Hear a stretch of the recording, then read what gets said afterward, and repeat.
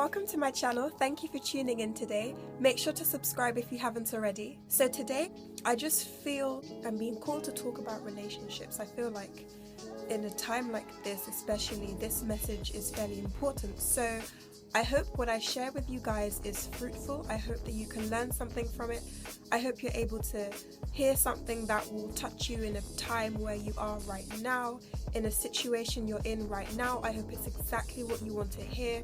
And I just want to say that this message is not coming from a place of superiority. This is something that maybe I need to hear as well, and it's just something that I really want to talk about. I've been talking to my friends about it recently as well, and I just think that this is exactly what I should be putting out on my channel right now. So let's get started. I feel as though our generation has a very warped idea about relationships, and I feel as though some of us are maybe trying to get into relationships that we're really not ready for. Some people do not know what they want. They don't know if they want a relationship, or they don't know if they want to be single. And because of this, when they do go out looking for people to talk to, then what they're doing is they're dragging this person, this poor victim, into their whirlpool of confusion. You don't know what you want, but you're dragging someone else into that. And maybe they have a set idea of what they want. You don't know what you want, and they know what they want. And them, in their place of security and confirmation, is going to pressure you and make you feel as though maybe you're moving too fast. And then you have situationships. Our generation has actually created a term, a situationship. That sounds like a problem. It's a situation. And then you have chilling. How are you going to accept chilling as a relationship title? Are you ice? That's when things get confusing, because what are we? Are we talking to other people? Would it be weird if I called you at this time? Would it be weird if I came to visit you? Because you don't know what you are. I mean, guys always tweet that they get annoyed when a girl asks, what are we? Or she says, what are we? So I ignored her, blah, blah, blah. But you've confused her because you've said she's chilling. So you've called her ice, and you don't want her to be asking you questions. We can't be putting people into these situations that isn't fair on them, and it can't be fair on us either, because it's not going to be reciprocated. The feeling, the energy, the input, the effort is not going to be reciprocated. You don't know what you want, so you should not be dragging someone into that. If you don't know what you want, focus on yourself, build on yourself, so that in time, you will know what you want, and in time you will find the right partner for yourself. If you don't know what you want, it isn't fair for you to be searching for other people to drag into your life. They may want more, as I said. Unless you find another confused person, then the two of you can be confused until the end of time. But honestly, I would say if you're confused, the best thing to do is to just work on yourself, work on your friendships. It's a perfect time to be making friends. Perfect time to be meeting new people, to be learning things about yourself, and to better yourself. I think I saw this tweet last week, and it actually upset me. Someone tweeted, my boy took a girl on a date and she cried because he was genuinely interested. And then the follow-up tweet was, guys, what are we doing to our girls? And now, I'm not here to shame guys, because also I know some girls can be doing the same thing. We are confusing each other.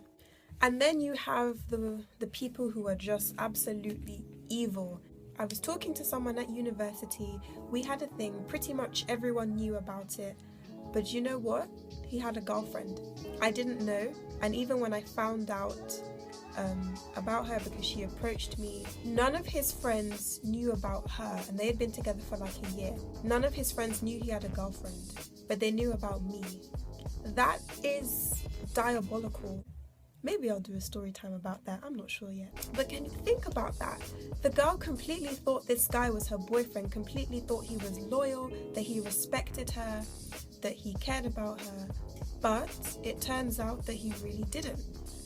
And he was in fact trying to give parts of himself to another woman at the same time, which was unfortunately me. That is such an awful situation to be in. I can't tell you what that did for my reputation at university at the time. People genuinely thought that I tried to steal this guy from this girl. I didn't know she existed either. If you don't think that you're ready to be in a relationship, then don't go into one. and don't risk hurting someone else. I feel as though mistakes like this and situations like this happen when we are led by the spirit of lust, and that is something that we really need to break and we really need to release ourselves from, because that's when we begin to be blinded and we begin to look for the wrong things in people, and we begin to look for the wrong people, and then we get into situations that we do not want to be in. But it's because we're looking for the wrong thing in someone, you know? You're looking for a skinny girl with big everything else, or you're looking for a nice 6'11" guy with a 7-pack, you know, 6 and then just one down, just one more pack. And we say we have standards, you know. I'd never go for a guy like that, or I'd never go for a girl like that. I have standards, but those aren't standards. Those are expectations. Those are unrealistic expectations. Some of you are even making up your own breed of human. Some of you are saying, I want this nice light-skinned girl with curly hair and green eyes.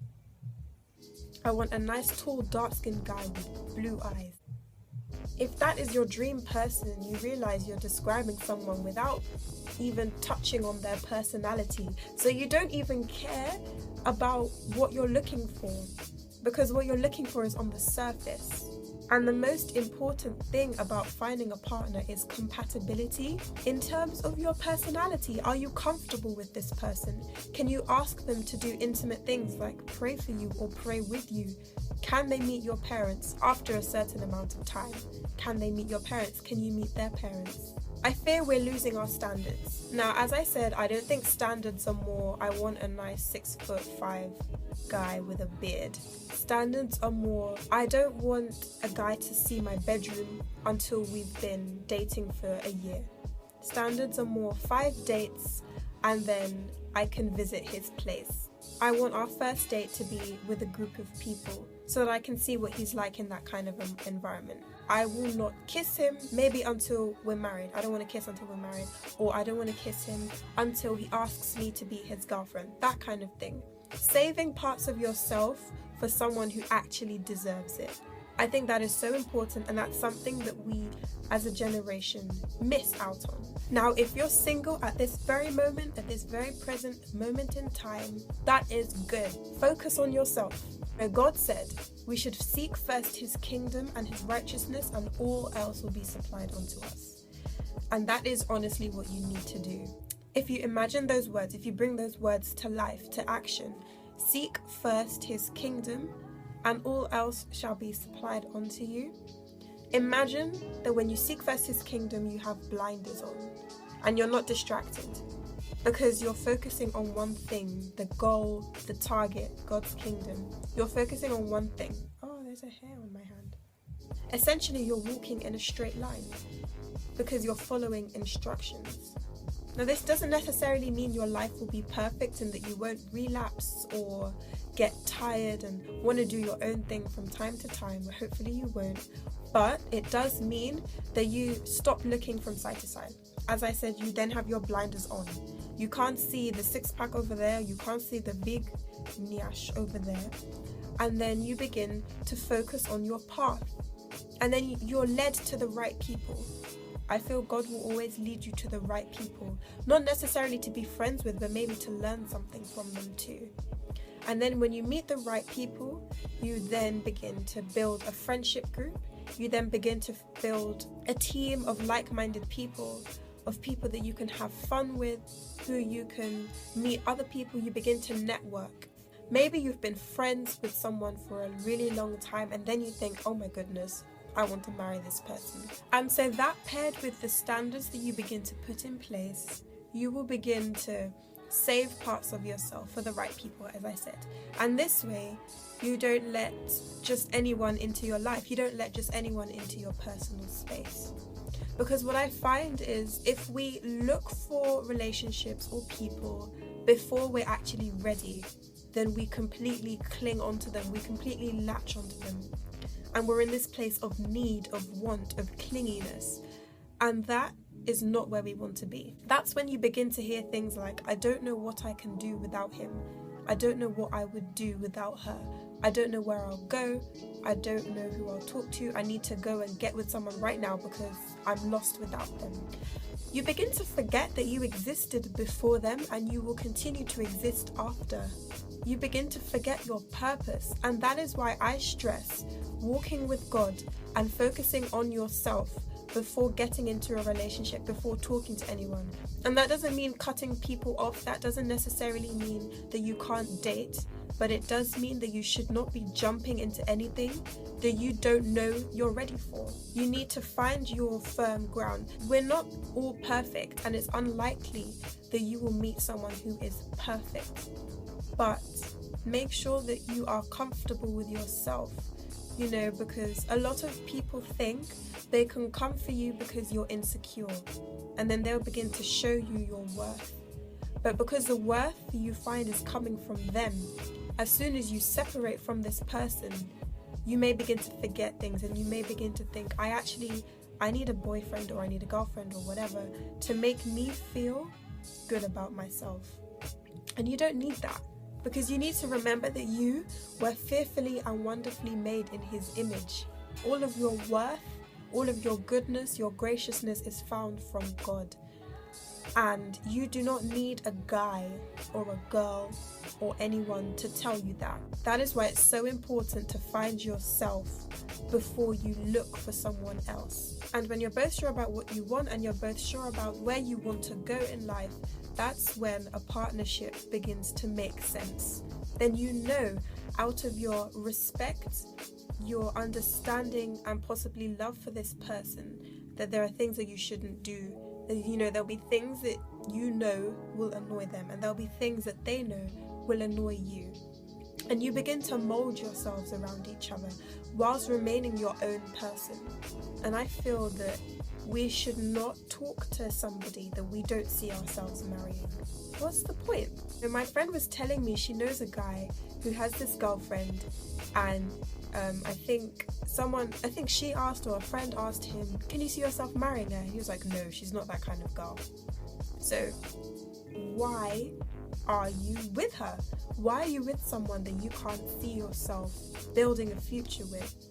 Now, this doesn't mean that when you start talking to someone instantly you should think, yeah, I can marry this person next year. Definitely not. It's more that you can see yourself growing with this person, you can see yourself maturing with this person, being taken to new places with this person, learning from them, and just enjoying your life with them. And another misconception that this generation has about relationships is that your boyfriend, this is especially for the girls, I think, that your boyfriend needs to show he loves you by posting pictures of you online. And we think that our boyfriend needs to take us to the Shard once a week to prove he loves us. He needs to send us paragraphs every morning. He needs to buy me this when I say I want this. That comes from a place of you using a boyfriend as a sugar daddy. It's not fair to expect your partner to provide everything for you. You're supposed to be equals. It can't just be take. It's supposed to be give and take. It's supposed to be balanced. You're supposed to treat each other. And that comes from a place of knowing each other, understanding each other, knowing what each other likes. It doesn't necessarily have to be a milestone for you to buy someone a gift. You may be in the store and you think, oh, I think he'd really like that, or she'd really like that, so you buy it for them. It is good to be selfish in terms of thinking, I don't want a relationship right now because I need to focus on me. That is fair enough. But those of you being selfish in relationships have got it all wrong. Why are you with someone that you do not want to give your all to? That's fair enough in the dating stage. That's fair enough when you're just talking. But you're in a relationship. And I feel as though when you're dating someone, it should be seen as stages in your life together. And I honestly think relationships are that serious that we should be seeing them as not just to end at the relationship stage, not just to end at boyfriend and girlfriend, but to turn into marriage. I think that is where it should go. We just want the quick things. We just want to take out the benefits. I feel we're in a generation where we think we can have our cake and eat it. We can have a partner and we can have partners on the side. And we have developed this culture of side pieces and talking to several people at once and just giving parts of ourselves to other people. And it's not right. That kind of behavior is especially not okay when you are in a relationship, when you do have a partner. And then we have the seasonal daters. You have the people who are saying, oh yeah, winter's coming, it's cuffing season. Have you ever heard the phrase, a dog is not just for Christmas? Now, I'm not trying to compare us to dogs here, but what I'm saying is a partner is not just for winter. It's another human being, it's another investment. And what I'm trying to stress in this video is that we should not be looking for a partner if we cannot accommodate another person's feelings, another person's emotions and time in our lives as well as our own.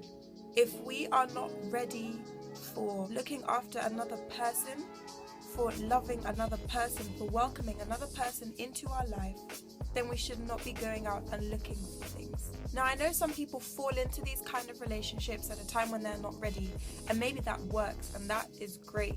But for those of us who are not ready to give parts of ourselves to someone, we should not be doing that. We should be focusing on ourselves. And we're still young for us to be saying that we're lonely. This is why I say that we should be making friends. So that concludes my relationships advice video. I may do another updated one at some point, but I do hope that you guys learned something. I hope that it was helpful for you. I hope that it touched you at where you are right now and it encouraged you. Let me know what you guys think. Let me know if you have anything you want to add or anything you want to ask me even. My Twitter and all of my other social media will be in my header art and will also be in the description box of the video. So let me know if you want to talk about this or anything. If you need any advice, I'm always here. Thank you so much for watching. As always, your support and your comments are so motivating. They really encourage me to continue doing what I'm doing. So I'm so grateful for your support, for your help. And thank you so much for helping me to reach 100 subscribers. I'm so grateful. I really didn't expect this to happen so quickly. I was telling my friends I have a target to reach 100 followers by a certain time, but you guys helped me to exceed my expectation. So next week is going to be a bit different as it's my birthday week. So this is my last official week of being a teenager, and I really want to send off my teenage years properly. So I've planned something special for you guys for next week. So make sure you're subscribed so that you don't miss out, and I will see you in my next video. Thank you for watching. Bye.